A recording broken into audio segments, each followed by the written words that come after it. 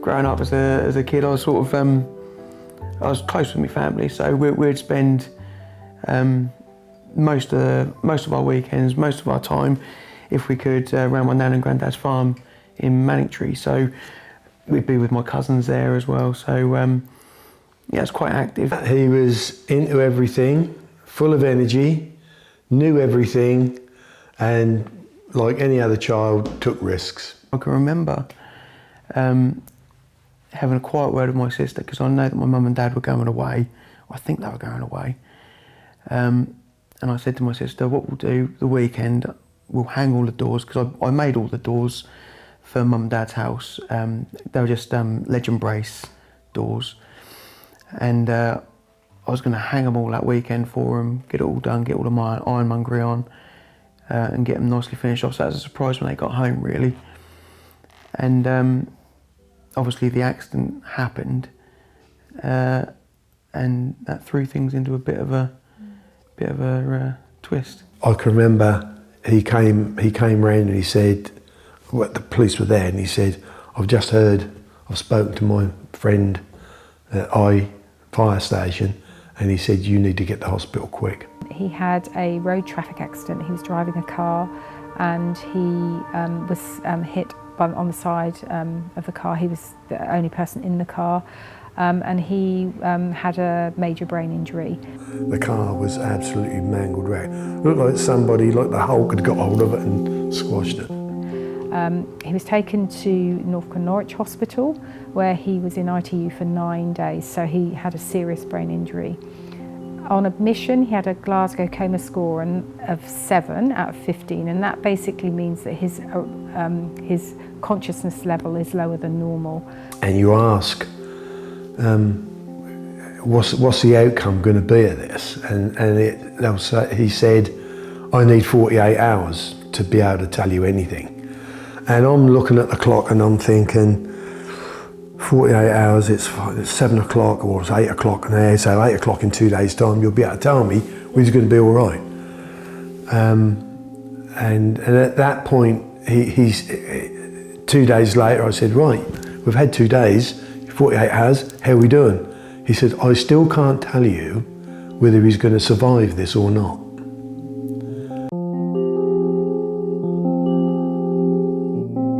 When I was in the coma, the doctors were going to amputate my left arm, because there was no movement. I wasn't moving my hands or anything, and they were having the conversation whilst they were stood over me about where they should remove it from and this, that, and the other. And as they were talking about it, I wiggled my fingers.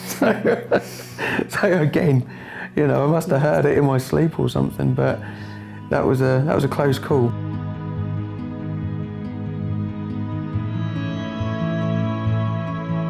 When I came home first night, I was 17.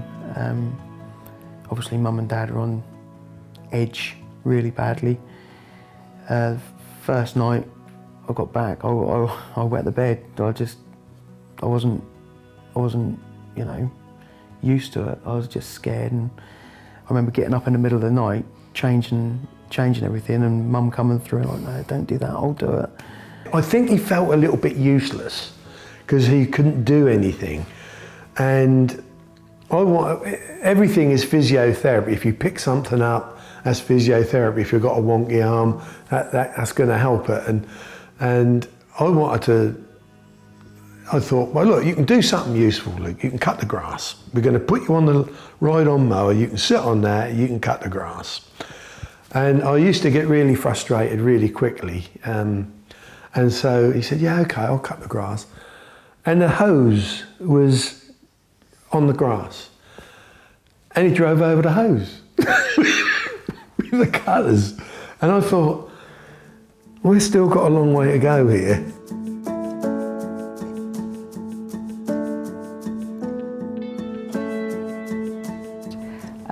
And so he came to us physically. He'd done fairly well. He'd got a mild weakness in his left arm, and he was walking and talking, but his main problems are around his thinking, or what we call cognition. So he had problems with attention, with memory, and with some of the executive functions, which are the functions at the front of the brain, things like problem solving, decision making, learning from experience, that kind of thing. The help that I got from Icanho was invaluable. I think I would go 4 times a week, and Mum would take me every time. I'd have a chat with the speech therapists. I would psychiatrists as well, because that was such a pivotal sort of moment for me. I would have to have physiotherapists. You know, the gym there was really useful to me. Our physiotherapist worked on his fitness. He loved his badminton, and he used to play with the Suffolk team, and so he was very keen to get back to that. And he enjoyed keeping fit generally, so that was what the physio mainly worked on. But that showed me how fatigued I was with trying to do exercises. The physios were great, but I just couldn't do a fraction of what I could do before. And it just emphasised how hard I had to work to get back to a fitness that I could recognise in myself. You don't see the little bits from the every day of the week, but you perhaps see the difference in a week, and then in another week, and then in another week. And so you can see this improvement. And without Icanho, I couldn't have given that improvement. And nor could his mum, because his mum would have wanted to wrap him up. Social work a very important role with the family. The mum and dad, obviously, had they been told that their son might not survive, and they were managing their own responses to the injury. So brain injury is a bit like dropping a pebble in a pond. The person with a brain injury is the pebble, and the ripples effect go out to all the people that know that person. I find support in someone taking away my problem. That's my support. So I've got Luke, who is a problem at the moment because of his accident. So I pass that problem to you. So it must be that you guys resolve a lot of problems, which is that actually just came to me. That that is like you have taken on somebody else's problem, maybe for 2 or 3 hours, but you know you've got your problem back again tomorrow, and the day after, and the day after that. Luke did very well in rehabilitation. He was able to get back out to his college course and to his work, and you know, 23 years on, he's now he's self-employed, runs his own business, he's married with 2 children, so has done extremely well. But yeah, I did. I got back to badminton, and I got back in my old team. I felt like I was much more confident, like I'd got through so much already. I kind of felt not unstoppable, but I felt stronger in myself. I felt stronger in my personality, and I felt much more confident, and that was fun when I'd go out in town with my friends and we'd have a good night. You know, we'd just meet girls like my wife. Well, not like my wife, but special ones like my wife.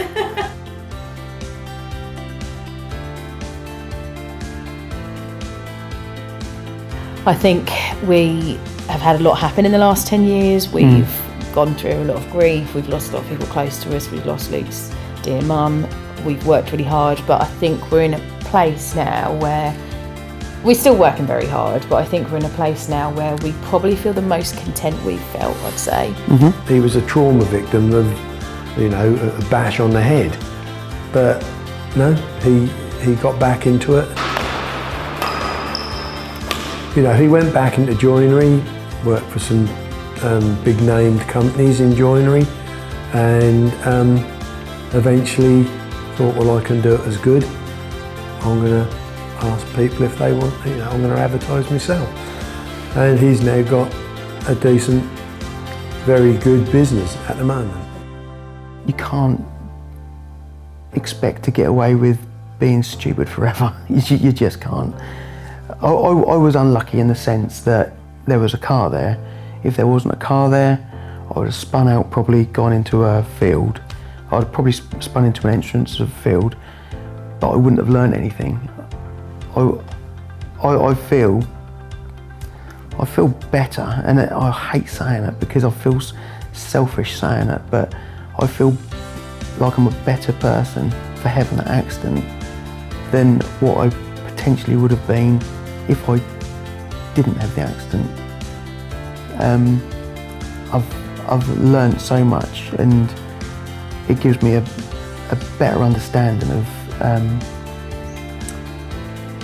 why I've got to appreciate and why I've got to work hard, and how there are so many people that don't get the chance to, they don't have the life to make something of it. And I just want to make sure that for certain people that I can make what I can of my life. Hello, Dexter. I'm glad you made it.